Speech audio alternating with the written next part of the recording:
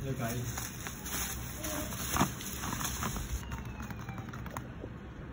Try brand zaitun. Okey, gunalah tanpa was-was. Okey.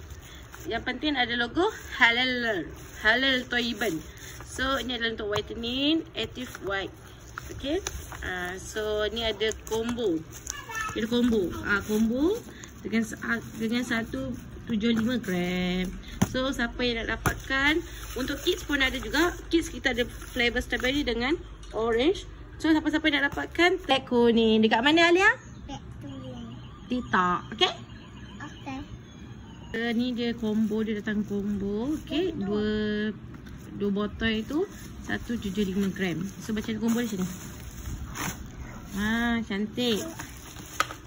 So gunalah tanpa was-was.